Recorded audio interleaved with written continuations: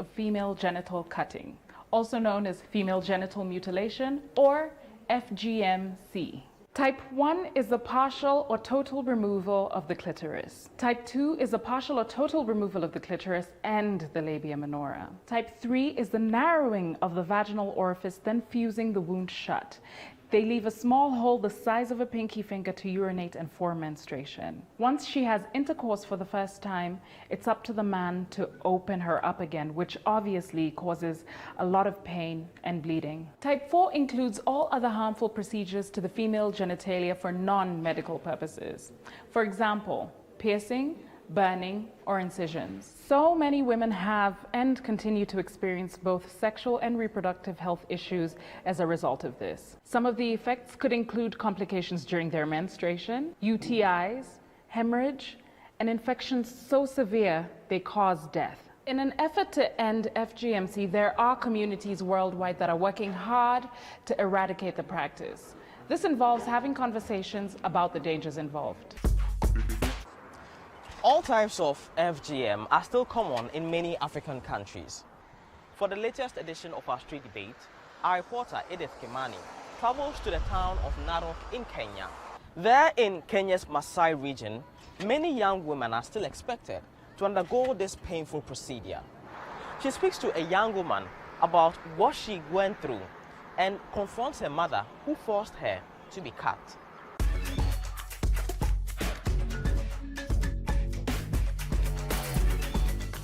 In the year 2011, Kenya passed a law that basically said that female genital mutilation was illegal.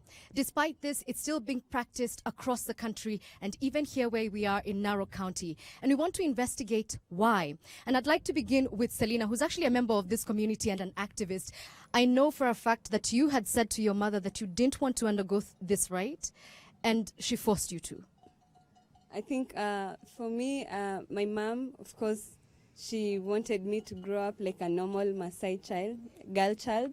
Because my grandma was a cutter, I used to go to watch many girls being circumcised. So it was such a traumatic experience for me.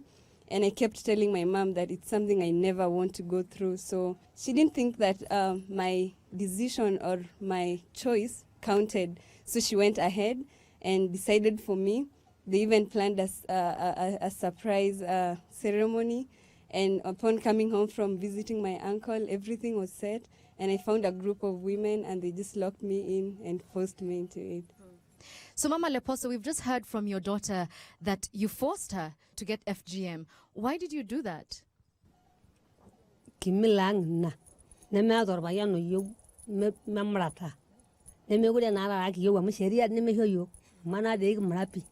So you mean to tell me that if there was no law against FGM, you would still practice it?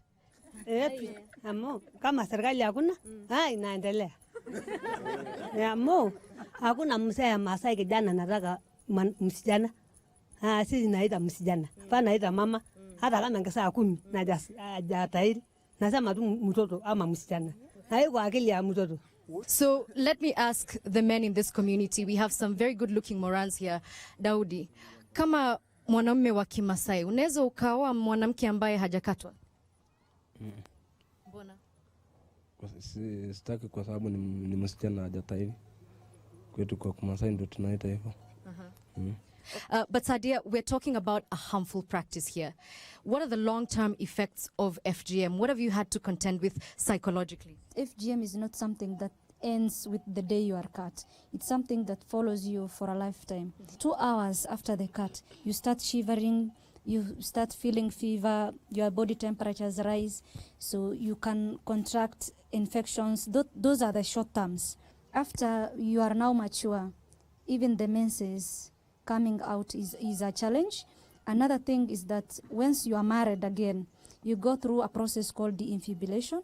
It's another reopening. Then when you want to give birth, and in our community we give birth as long as we can. So that means after every birth you have to be cut for you to pass the child.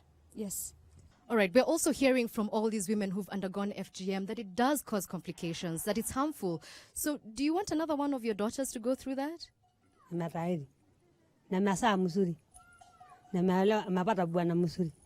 Sasa nyinyi makosa yenu ni nini siku hizi? Likaeni. Hakuna. Naamini kitu mbaya. Chief, here you are. Somebody comes to the police station and says, I've just been forced to go through FGM. And we've read some instances where the police officers ask them for photos of the thing happening. This is not realistic. What makes these girls not to report? At times they go there, they are being, naweza sema wanadhulumiwa zaidi tena. They're stigmatized. Yeah, that is how it should be. Because most of the stations don't have child protection center. Most of the stations are far. That child maybe doesn't have fare to go to report to the police station. So. But isn't that why we have so many layers of administration? So that if you as a chief is not able to come to this community, shouldn't you be able to send people to survey? I send people to survey to the... Yeah, to check. No, I mean, if we're saying that the people being circumcised or, going through FGM are 9 or 10, how will they know to come to report to you? What we do, and that had helped us a lot, we collaborate with the churches, the village elders, and the community at large. Okay, but to be fair, Chief, we already know that that's not working. It's not really working entirely. So let's talk about arrests. Have there been any people arrested in Narok? Yeah, there's so many, even the chiefs. Okay, Sadia is not agreeing with you, but I want to come to Selina first because is this ringing true to you? Do you feel like you can trust the police officers to enforce the law? First of all, we don't have any police station in my village. Chief, we're being told you don't even have a police station here. So where would you even begin? In fact, we have. She's saying in Mosiro. Oh, in Mosiro, in fact, there is no. So how do you enforce a law when the enforcers are not there? We try. Okay, so speaking of stakeholders, Kaz, what more can we do as women to work with the women who are still going through this? How can we be more active stakeholders? I feel like we really need to be able to understand the ways in which different communities are able to absorb information and then use that and take that and find ways to educate women. And my more precise question is, how do we begin to change the mindset of Mama, who is old and very set in her ways? How do we begin to educate or to have conversations with her in a way that she can have an aha moment where she's like, actually, we need to stop that? Okay, education is something that you're very keen on. Is this the way forward to stop FGM, do you think? We have a center in Mosiro. It's more of a rescue center now because girls are fleeing into that institution, escaping child marriage and FGM. So creating such safe spaces and girls' education will be a huge thing that can solve this issue of FGM. Okay, Sadia, what is your proposal moving forward? How do we finally get rid of this? We need to have county and community-based approaches. For my community, maybe engaging the religious leaders will work.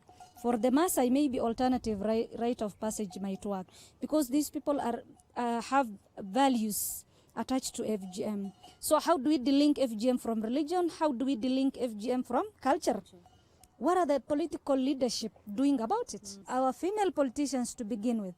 You're talking about changes right from the top all the way to the bottom. This is where we have to call it a wrap. There have been fantastic solutions which have been suggested. I really hope the people who can implement them are listening. I'm speaking to you, Chief. Thank you for watching.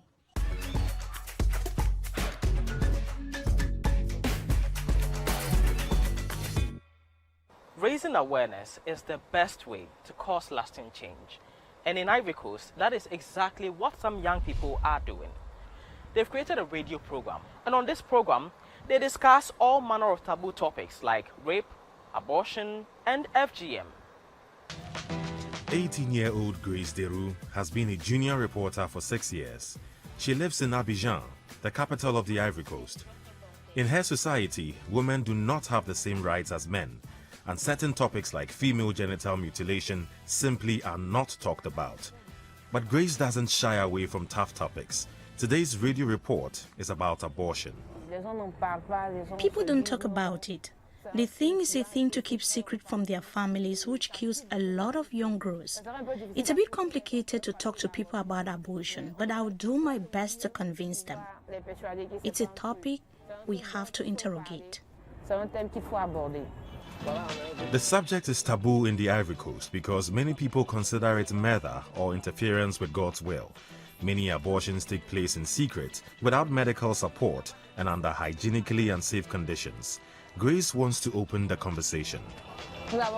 We noticed that more and more young girls have an abortion. I would like to know what you think about it. It's risky. The girl could die, become infertile, or have consequences for her social life. It could hurt her physically. Women's empowerment remains a challenge. Criminals, us, we are trying to change the perspective. People say that only men can do rap, so they are shocked that I am a girl, I do hip hop, I rap. But when I hold the mic, I feel like I'm in my